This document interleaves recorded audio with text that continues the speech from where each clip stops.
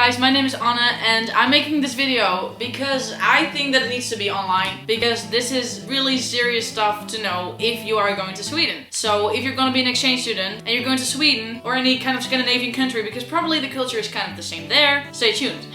Okay, so I have literally never ever done a video like this. Not even just a real video that I talk. It's so weird for me to now look at myself, my reflection. Like, I feel so weird. But anyway. Okay, so this video is about things that I've noticed about Swedes. Like weird things about Sweden. Just cultural things, you know, that I think needs to be shared. So there are 26 things on this list. So it's quite long. But I'm trying not to make it too long and too boring. I'm home alone now. That's why I'm doing this. Because literally my sister just left, my host sister, and yeah, I figured it would be a great time because I have like an hour before my host dad comes home. I tried to get the cat here to like make it a nice view, to have the cat somewhere laying here, but then he scratched me so hard and he hates me, so I'm alone. Let's get to it. Number one is that in Sweden they eat warm meals twice a day. Also at lunch you eat a warm meal, and for me that's weird because this is all from my perspective. I didn't even introduce myself. Like, you guys have no idea where I'm from. Oh my god, I'm so bad at this. Okay, so no, I am from the Netherlands and I am now in Sweden as an exchange student. I'm 17 years old. My name is Anna. I have this list and it's based on my opinion, so it's based on a Dutch kind of perspective of the country Sweden. So yeah, okay, so warm meals, yeah, like in the Netherlands you eat a sandwich or a couple of sandwiches at lunch, but you don't eat warm meals. And in Sweden we have this cafeteria where you eat like warm meals, and it's so weird for me still. I've been here for 7 months now. I moved in August and it's now April, and yeah, I'm still not used to it. I still sometimes don't like the food. It's like weird fish soup or some weird sloppy mess that I don't even know what animal it is. Like, it could be literally anything. Most of the time I skip that weird lunch and I skip the grumpy lunch ladies looking at me, hating on me for not eating what they made. And so I go to the cafeteria, a little restaurant that's in our school, and I just like order pancakes or a sandwich with cheese because I'm so Dutch and I eat sandwiches with cheese every day. So yeah. Number two is that they walk really fast, and this is just what I've noticed because I take the bus here because the distances are quite long here, which I also have to get used to because the Netherlands is super small and Sweden is so large. So yeah, I have to take the bus to school, and then if you arrive at the station there are like 20 other buses and a train that arrived at the station, and every student is going to walk to that school, quite a big school. So there's like this huge crowd of people just walking to the school, but they walk so fast. Literally 6-year-olds pass me when I'm walking. Like, it's insane how fast they walk, and I still can't keep up with them. My legs are just... You will notice, trust me. Number three is that they don't pay with cash. Obviously cash exists in Sweden. You have the Swedish crowns as money here, but it's quite rare to like pay with cash. Obviously some people do have cash in their wallets, but it's just never used. I have cash and I've never used it because literally any purchase, no matter what purchase, is paid with your card, with money on that. Even an apple, even a gum, even a toothstick, everything is paid with a card.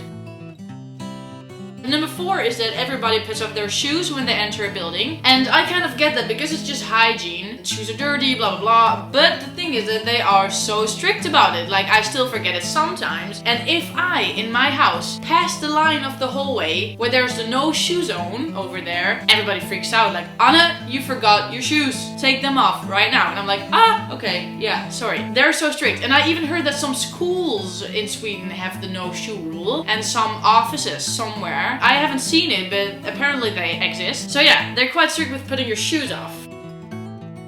Number five is that they drink milk with everything. Like, this is so weird. Like, milk I see as a breakfast kind of beverage, but they use it for dinner and for lunch as well. Like, obviously not everybody, like this is just generally speaking, but when I was at this other host family, I moved a couple of times, and if I opened the fridge, there would be at least 8 packages of milk because they drank so much milk. And here there's like 3, I think. And that other family, they drank milk with dinner as well, and here they don't, they just have water. Also in school with the school lunch, you literally have this table with 4 big ass tanks of milk where everybody can just put their glass under, you know, and then it comes milk out. Literally there are big ass milk machines in our school. Like, it's so popular, milk.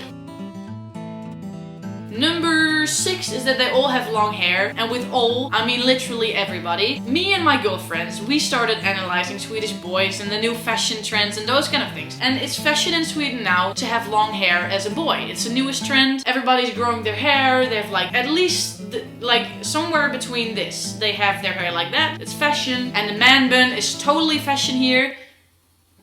And yeah. So a lot of Swedish boys have long hair.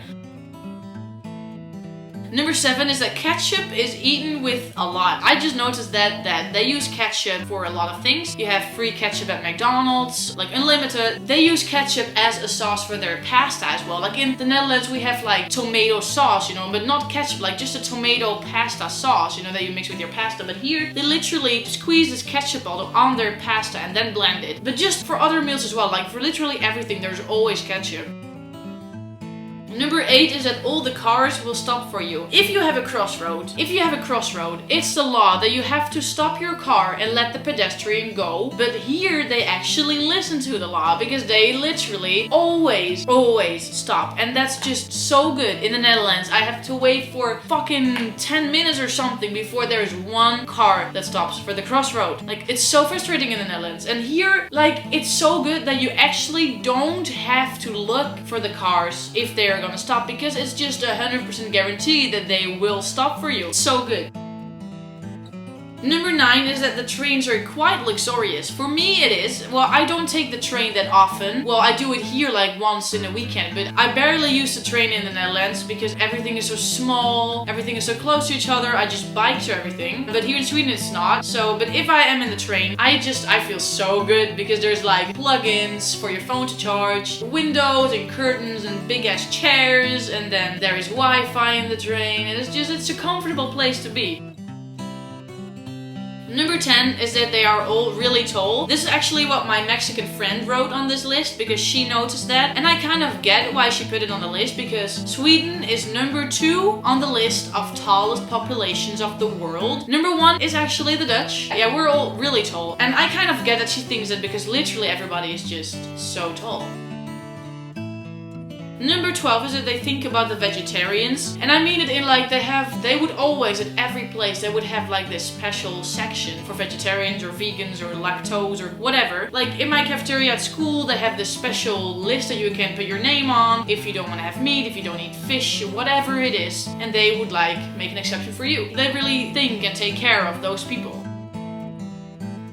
Number 12 is that the personnummer is really important, and the personnummer is your identity number. And I think in the Netherlands we also have like an identity number. If you look at your passport or your ID card, you can see identity number blah blah blah blah blah. But in Sweden, the thing is that in Sweden they use their identity number for literally everything. If you wanna rent a book in the library, you don't sign your name there, you put your personnummer. If you want to order a ticket online, or if you want to buy a ticket in the bus or the train, if you are signing up for any kind of thing, or if you want to do anything, you have to use your personnummer. And that's really frustrating for like foreigners because we don't have Swedish personnummers. So that's like, So yeah, if I want to buy something online, my host parents, they usually pay with their personnummer and then I pay that back. So it does work. Well, we did find a solution for that, but still it's like a bit frustrating sometimes.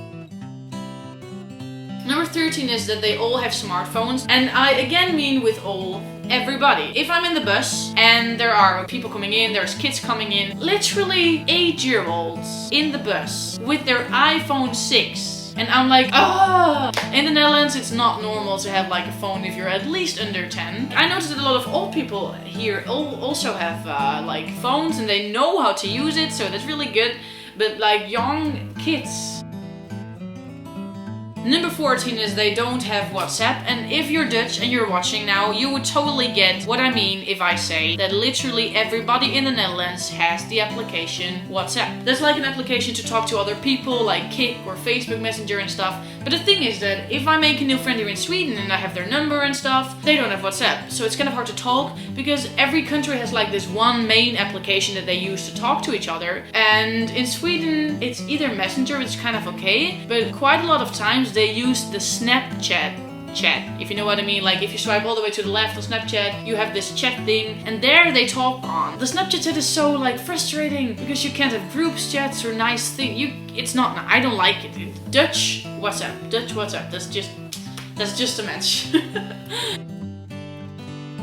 Number 15 is that they're really good at English. That could be a good thing, but it could also be a bad thing, because if you actually want to learn Swedish and you come here in Sweden as an exchange student and they know that you're foreign, they get so enthusiastic because they know that they're good at English, so they are gonna show off their skills because they are really good at English. The education of English is really good in Sweden. I've literally never met a person here that doesn't know how to speak English, with exception of kids, of course, but in the beginning it was quite hard because I told my friends, like, speak Swedish to me, I can learn Swedish. But they're just so enthusiastic about like speaking English because they're so good at it, so yeah.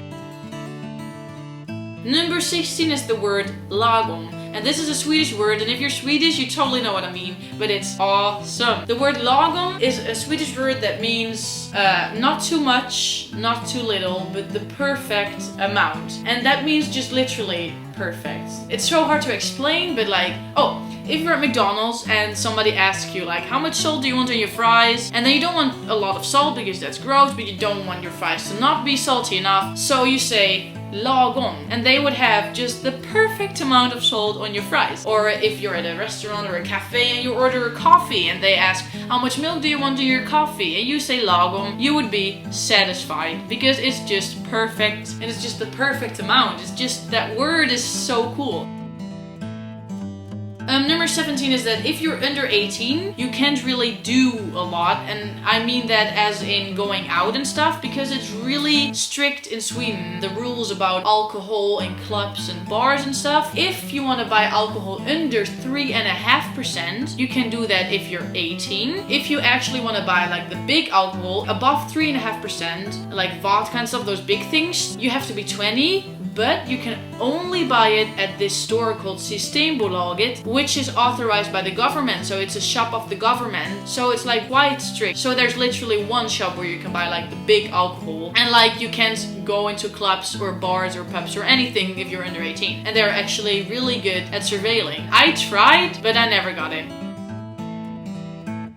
Number 18 is that they queue everywhere, and I mean that as in that they're just so ordered. In the Netherlands, if a bus arrives, everybody would just run into the bus like as fast as possible. It would be this big crowd like trying to get in the bus. But in Sweden, they just like just this line, and it's so ordered and perfect. Or like in shops, if you're buying clothes and you have to wait for a little bit, and they're not even impatient, they just are so chill. They're so chill in the line, being in their own world, and they don't care about the line. They just forget about the other people. It's in the Netherlands, everybody's so impatient.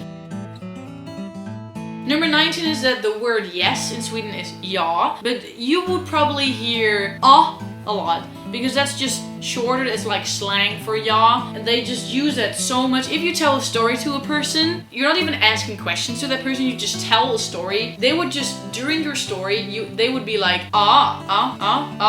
It's just the word I don't know what, I just hear it so much. It's just what you say if you don't want it to be silent. It's just what you say when you want to respond to somebody, like everything. You can use it for everything. Number 20 is that they don't have plugins in the bathroom, and this is just a small thing, but I noticed it because in the Netherlands we do have a lot of plugins in the bathroom, just for like to blow dry your hair or to charge your toothbrush or whatever it is. But in Sweden it's not common to have plugins in the bathroom. Maybe that's just the Netherlands, that is the weird one, that no country has plugins in the bathroom, but in the Netherlands we do. And so yeah, I just noticed that like every bathroom that I've been so far doesn't have a plugin in the bathroom. Number 21 is that the doors are really heavy. In the Netherlands, a door is a door. It's just a normal door for me, it's just a door. And in Sweden, there's never a normal door. There's just a thick, big door that you have to push really hard, and then it opens for my school, for restaurants, for literally everything. And then because it's so heavy, they usually have like this button next to it that you can press, and then it would open automatically, but most cases they don't, so it's like really And what I also don't like about the doors is that in the Netherlands, if you go from this room to that room, you open the door like that, so you can just walk in. But in Sweden the door opens to you, it goes towards you, so it's just weird, right? Why would you do that with the door? Why would you do that? Number 22 is that all the boys wear skinny jeans, and this is just the fashion thing again that the girls and I noticed, the fashion trend is to have long hair, as I said, but then in the winter, when it was winter and autumn, they have like this hat on top of their long hair, so their long hair like curls out of the head. I don't know, it's just fashion. And now it's fashion to have like skinny jeans, but then they have rolled it up like all the way to here. I don't know, it's just a fashion thing here now.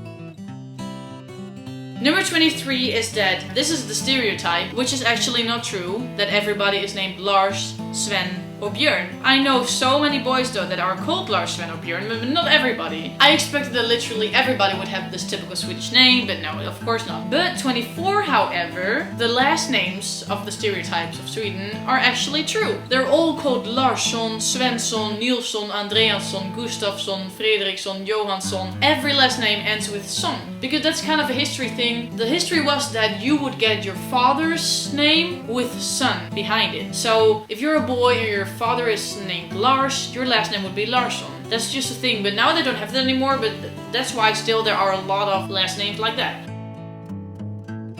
Number 25 is just, it's about candy. When I went to the cinema with my friends, I wanted to buy some popcorn. They don't have sweet popcorn. I mean that as in with honey or caramel or, you know, anything sugary. They only have salty popcorn. Like, they don't know about sweet popcorn. It's just a small thing as well, but I noticed that. And they don't have sweet licorice. They only have salty licorice, which is also just a thing that I kind of miss, like sweet licorice, you know? And the last thing on the list, 26, it's already almost finished, oh my god. 26 is that it was one of those days where I didn't like the lunch at school, so I went to the restaurant and I ordered pancakes. And I expected my pancakes to be served with some kind of maple syrup and some kind of sugar, like the powdery sugar or just normal sugar, whatever. But what I got on my pancakes was ice cream. Just ice cream, nothing else, just ice cream. And that's what I noticed, like, hey, they use this on their pancakes. I have never, at that point, I'd never eaten pancakes with ice cream on it. It's actually so good, by the way. You should try it, you should really try it. I'd never had that before, so it was kind of weird, but it tasted so good anyway, so that's really good. So this was my list. This is the list that I made with a couple of other exchange students from Mexico, Estonia, Finland, whatever. Like a lot of countries. I know so many international friends now. They're like, that's really cool if you're an exchange student. You have so much international friends now. It's so cool. Okay, so this was the list and I hope you liked it. And I hope this video wasn't weird or something. This is literally my first video. So yeah. Well, I hope you liked the video and I'll maybe make more videos. I don't know. I have to see. So yeah, bye.